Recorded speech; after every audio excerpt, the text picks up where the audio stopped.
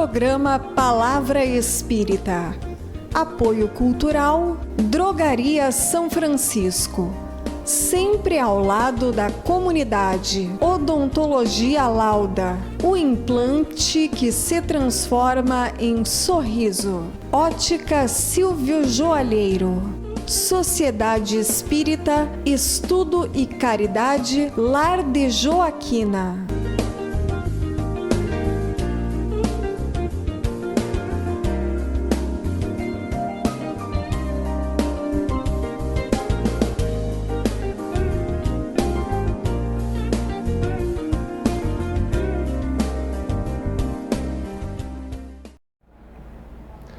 Estamos iniciando pela TV Santa Maria, canal 19 da NET, mais um programa Palavra Espírita, agradecendo aos nossos apoiadores culturais, Drogaria São Francisco, Ótica Silvio Joalheiro, Sociedade Espírita Estudo e Caridade Lar de Joaquina e Odontologia Lauda. E hoje eu vou abordar talvez um dos assuntos mais dolorosos, digamos assim, da vida humana. Estou me referindo à morte de um familiar. Mas antes de entrar diretamente no assunto, me permita perguntar a você que está me assistindo. Você acredita que todos nós temos um plano de vida elaborado anteriormente ao nosso nascimento, ou nascemos e seja lá o que Deus quiser? Pois é exatamente sobre esses dois assuntos, morte e plano de vida, que vai versar o meu comentário hoje. Todos sabemos que a morte, a perda de uma pessoa amada, sempre é muito triste e dolorosa, principalmente se essa pessoa era muito próxima a nós e ainda, segundo as nossas concepções, muito jovem para morrer. Nesses momentos, chegamos mesmo a duvidar da justiça de Deus, pois não encontramos dentro do nosso entendimento motivos plausíveis para que Ele, Deus, tire de nós aquele nosso familiar querido, ainda com tanta vida pela frente. Esta é seguramente uma das experiências que a maioria das famílias já passaram. Algumas dessas famílias até mais de uma vez. Mas ainda assim, nós não conseguimos encontrar nada que faça minimizar a dor. Aliás, a morte é o fenômeno mais antigo e o único previsível e verdadeiro da vida do homem, mas paradoxalmente a isso é também o único para o qual não estamos nunca preparados para enfrentá-lo. E a razão disso é que aquele momento em que o corpo deixa de respirar, nos deparamos com a ruptura definitiva dos laços afetivos, aliados ao sentimento do, entre aspas, nunca mais. E a partir desse momento é que muitas e muitas vezes não conseguimos entender certas atitudes do nosso Deus, chegando mesmo a duvidar da sua tão apregoada por todas as religiões, a sua tão apregoada, como eu disse, justiça divina. Isso ocorre com todos que perdem pessoas queridas, ainda longe da idade em que julgamos aceitável a morte. Há os que vão mais além ainda. São aqueles que não aceitam a morte sob hipótese nenhuma, achando que se deveria viver para sempre neste mundo de diferenças, nesse mundo heterogêneo, onde se misturam alegrias e tristezas, choros e sorrisos, misérias e riquezas, amor e ódio, saúde e doença e tantas outras diferenças que tão bem conhecemos e que fazem parte do nosso dia a dia.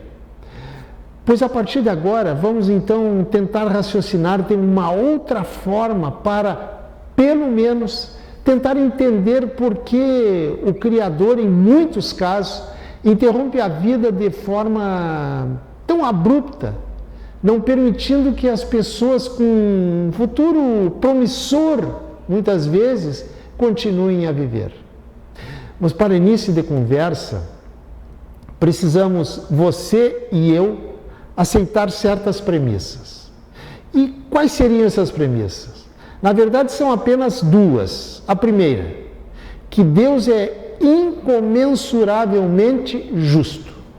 Disso acho que você aí do outro lado também concorda. Ou será que às vezes você duvida? Se você às vezes duvida, nosso exercício de lógica ficará prejudicado, mas tudo bem. Vamos partir do pressuposto de que você não duvida da justiça de Deus. E a segunda premissa é tentar aceitar que todos os acontecimentos importantes e impactantes das nossas vidas existem razões e motivos muito fortes, ainda que na quase totalidade das vezes desconheçamos essas razões e esses motivos. Pergunta: você concorda com essas duas premissas? Não sei a sua resposta, mas de qualquer forma, vamos lá, digamos assim. Quase que esqueço de dizer e deixar bem claro que sempre, eu disse sempre, a morte de uma pessoa amada abre em nós uma ferida muito, muito dolorida e de difícil cicatrização. Mas não custa, pelo menos, tentar entender as razões por que a morte atinge as pessoas em todas as idades, independente de serem jovens ou velhos, saudáveis ou doentes, ricos ou pobres, santos ou pecadores, independente de qualquer coisa. Muito bem, então vamos lá. Você sabe por que o mar continua a encher e não transborda?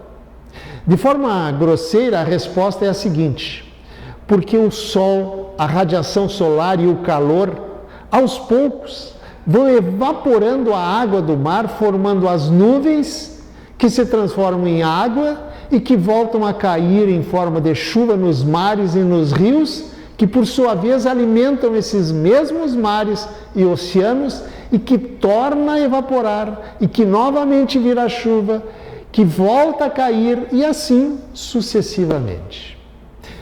Não é assim que funciona esse mecanismo da engenharia de Deus com relação aos rios e os mares, por exemplo? E graças a isso, nem os rios e nem os mares nunca morrerão. Pelo menos não por essas razões. Pois a isso nós chamamos de sabedoria. Sabedoria divina, sabedoria de Deus. Neste caso, haverá sempre um retorno. Neste exemplo é o retorno da água. Pois com o homem acontece algo semelhante e novamente imperando a sabedoria divina na medida em que permite que o homem esteja sempre aprendendo e evoluindo, enquanto espírito imortal, em múltiplas idas e vindas neste e em outros mundos habitados. Exatamente como um aluno de qualquer curso universitário, por exemplo, em que morre para um semestre e renasce para o outro. Sempre voltado para o aprendizado contínuo. Tudo sempre baseado em um planejamento adequado, voltado para o seu aprendizado e evolução previamente elaborado pela universidade. Você já ouviu falar em carta náutica? Para quem não sabe o que é isso, carta náutica é o seguinte: quando um navegador vai partir para uma longa viagem através desses mares dos quais falamos há pouco, antes de tudo, ele trata de fazer a sua carta náutica, ou seja, projeta como será a sua viagem, por onde vai passar, em quais portos vai atracar, quais os prováveis obstáculos que terá de enfrentar em alto mar, qual o melhor trajeto a seguir para, finalmente, depois de traçada todas essas ações importantes para o seu sucesso, define em qual data ou próximo dela irá chegar ao seu destino final. A esse planejamento é dado um nome nas grandes navegações, o nome de carta náutica. De igual maneira, fazem os grandes expedicionários das grandes geleiras. Todos eles, sem exceção, agem da mesma forma, ou seja, planejam a melhor maneira de chegar ao final da empreitada com sucesso. E mais, nenhum deles projeta a sua jornada algo que saiba que não irá conseguir transpor ou vencer. Cada um deles projeta o que sabe ser perfeitamente possível de alcançar, apesar das dificuldades. Em outras palavras, nenhum deles projeta nada que as suas capacidades não possam sobrepujar. Pois Deus também age assim em relação a nós. Nossa vida é cuidadosamente planejada na espiritualidade antes do nosso nascimento, para que ao final da nossa jornada neste mundo possamos retornar para lá conscientes de que alcançamos os nossos objetivos. Lá é programada a nossa, digamos assim, carta de vida ou planejamento encarnatório, ou seja, a programação de vida para o nosso sucesso quando aportarmos neste mundo, a partir do nosso nascimento até o momento do nosso retorno ao mundo espiritual, que se dá quando da morte do corpo físico. Aos moldes das cartas de navegação, o nosso planejamento encarnatório contém uma série de obstáculos e dificuldades que serão colocadas à nossa frente, mas todas elas na dosagem certa, nem mais e nem menos, e sempre de acordo com a nossa capacidade de ultrapassá-las. Sobre isso, seguramente você conhece um velho ditado popular que diz: Deus dá o fardo para cada um de acordo com a sua capacidade de carregá-lo. Deus não desampara ninguém. Nós é que nos julgamos desamparados, sem saber que os grandes obstáculos que impactam a nossa vida e que se colocam à nossa frente ao longo da jornada estão todos previstos nisso que eu chamei planejamento espiritual. E tem um pouco mais, pois que tudo isso com a nossa concordância sacramentada no plano espiritual, antes de nascermos no corpo físico para mais uma etapa de aprimoramento aqui no nosso planeta Terra. As dificuldades por nós enfrentadas ao longo das nossas experiências são para aprendermos e não para nos punir, até porque Deus não pune ninguém. Assim como também é bom que se diga, não premia, ou seja, não há punições e nem premiações. Há, isso sim, vitórias e derrotas, colhidas pelos nossos bons ou maus procedimentos, pois que essas vitórias ou essas derrotas dependem única e exclusivamente da nossa livre escolha, ou como definiu Allan Kardec, do nosso livre-arbítrio.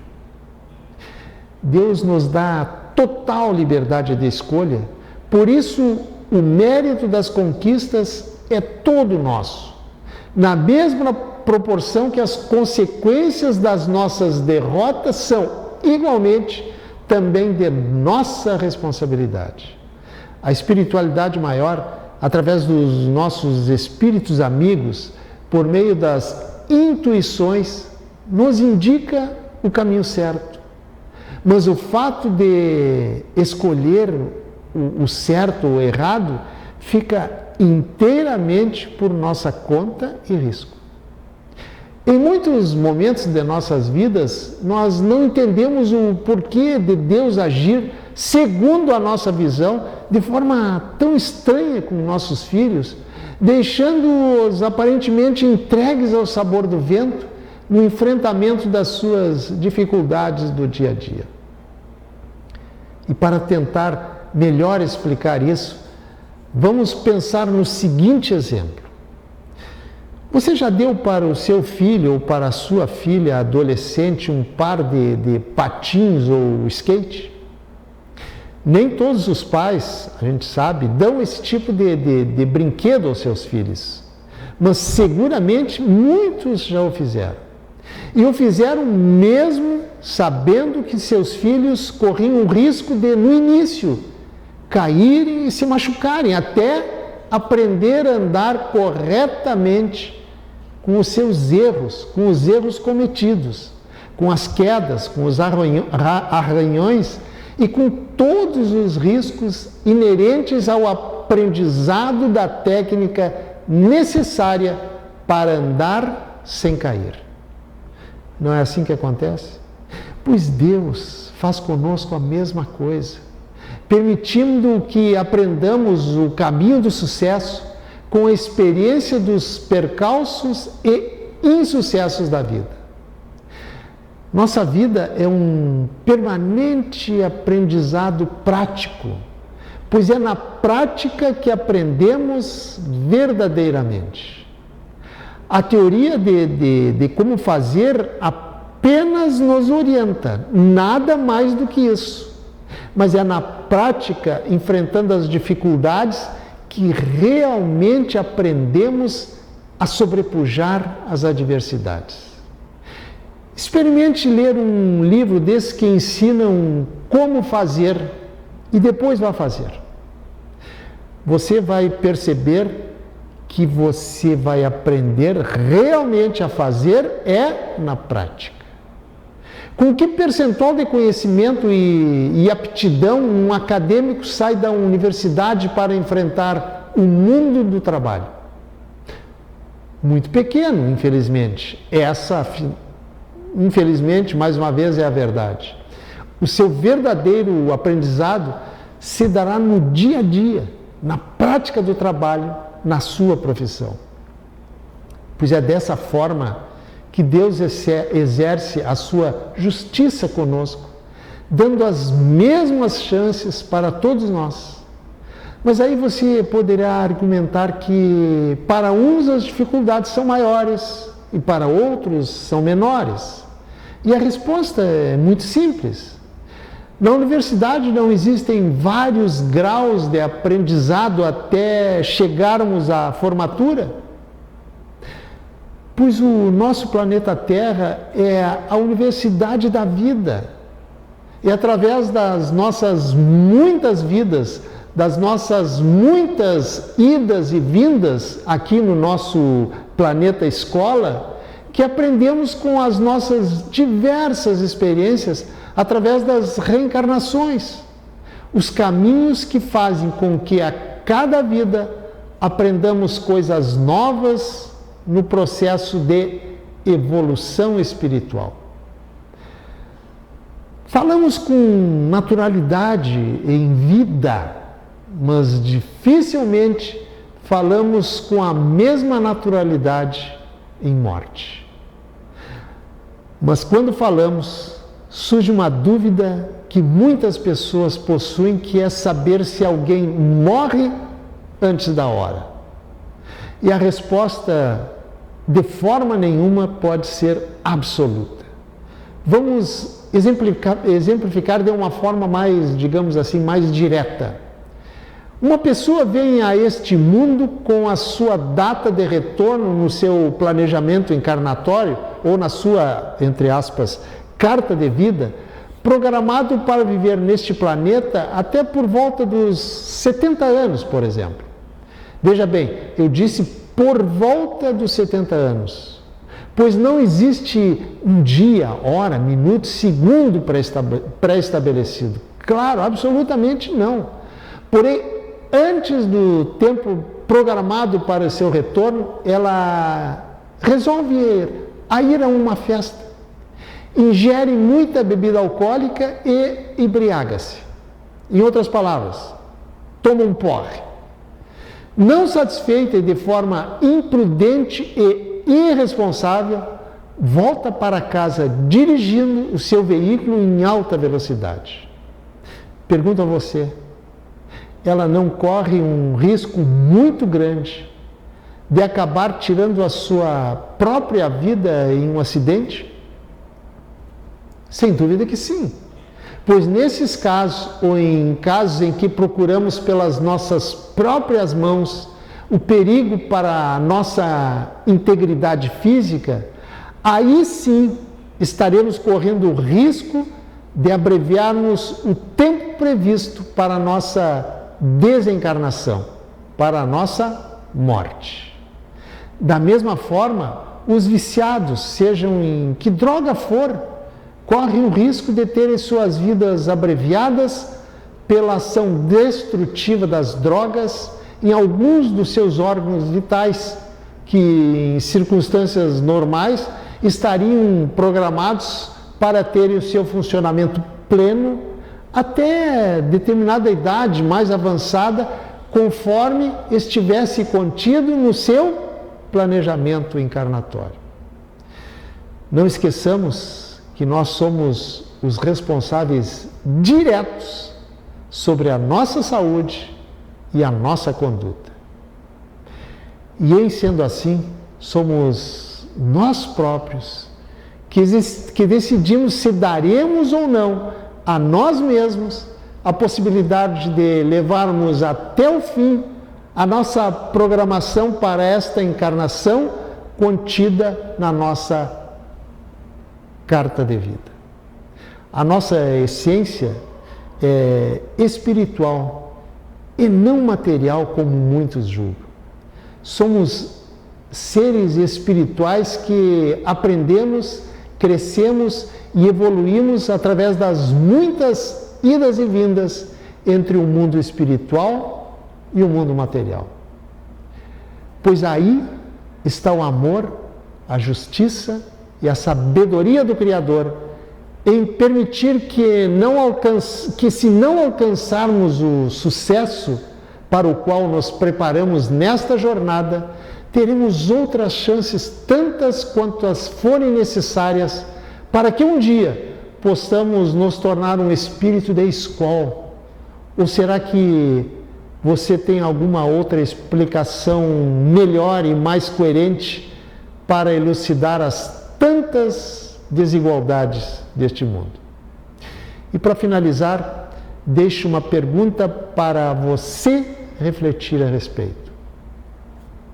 Você está dando a si mesmo a possibilidade de chegar com sucesso ao último ancoradouro da sua atual viagem ao mundo da carne, tudo conforme o seu planejamento espiritual ou a sua carta de vida? Pense nisso. Muito obrigado, um abraço e até o nosso próximo encontro. Tchau. Programa Palavra Espírita. Apoio Cultural, Drogaria São Francisco. Sempre ao lado da comunidade. Odontologia Lauda. O implante que se transforma em sorriso. Ótica Silvio Joalheiro. Sociedade Espírita, Estudo e Caridade Lar de Joaquina.